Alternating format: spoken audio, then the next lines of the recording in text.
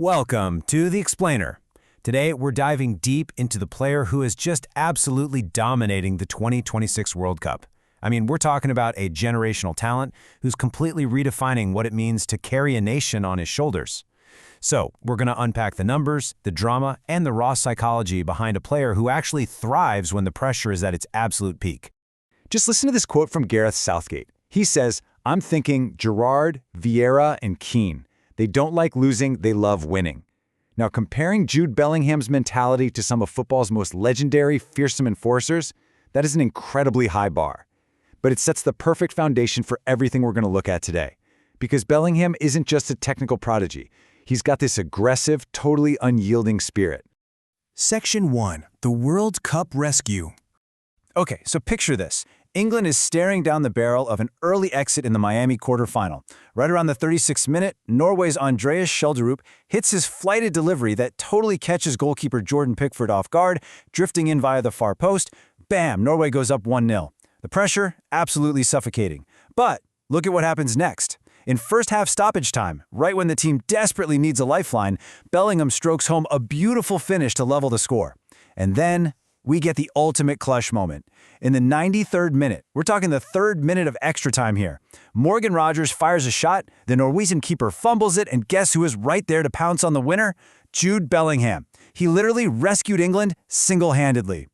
And you know, the aftermath of that match brilliantly illustrates this fascinating friction happening behind the scenes. Manager Thomas Tuchel's immense frustration was super obvious. He called the team's display sloppy and lamented that they made life incredibly difficult for themselves. It's your classic tactical perfectionist perspective, right? But contrast that with Bellingham's relentless optimism. He didn't focus on the mistakes. Instead, he comes out and says, "We showed character and perseverance when things weren't working and we found a way to win." It's just incredible to see a player step up and act as the emotional anchor for the whole squad, countering his manager's sharp criticism with this raw, unshakable belief.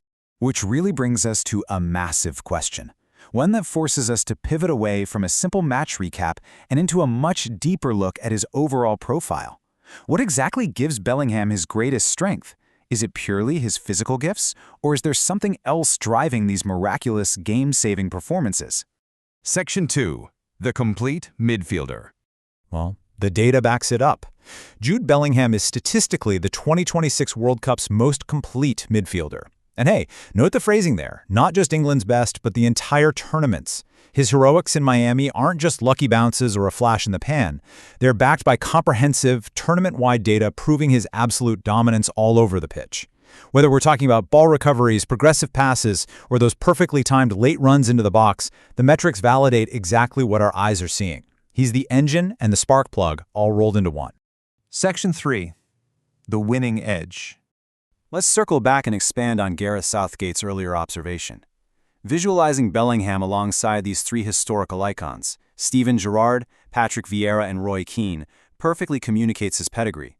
I mean, these guys weren't just players who passed the ball nicely. They were absolute warriors on the pitch. They dragged their teams by the scruff of the neck across the finish line. They possessed this aggressive, win-at-all-cost mentality.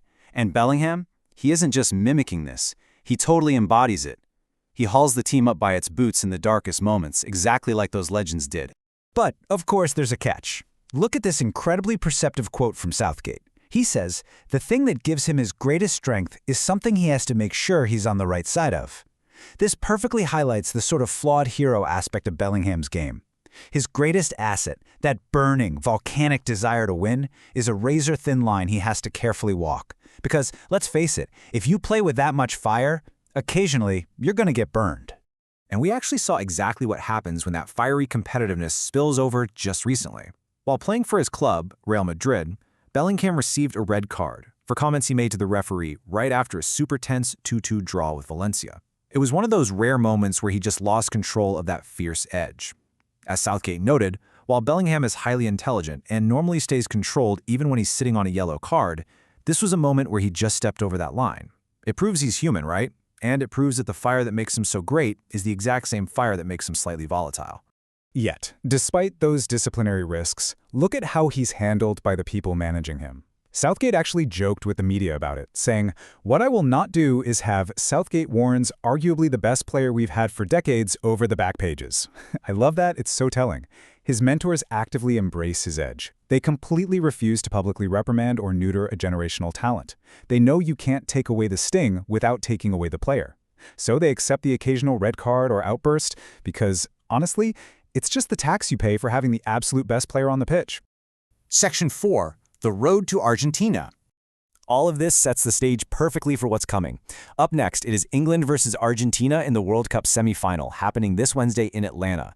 And guys, this is going to be an absolute battle of attrition. Just like England's grueling 120-minute saga in Miami, Argentina also survived a really intense extra-time thriller against Switzerland just to get here. Both teams are battle-tested, they're exhausted, but they are riding an incredible emotional high. The stakes literally do not get any higher than this. Which really leaves us with one massive question to chew on. Is this unique blend of data-backed perfection and fiery edge actually enough to win the World Cup? We've seen the stats that prove his dominance, and we've explored that keen-like mentality that makes him just impossible to ignore. But against an equally hardened Argentina squad, will Jude Bellingham's brilliant, volatile nature deliver the ultimate prize? Or will that razor-thin line finally catch up to him? It's a fascinating question, and one we are going to see answered very, very soon. Thank you so much for joining me to unpack this explainer, and definitely keep your eyes on the pitch.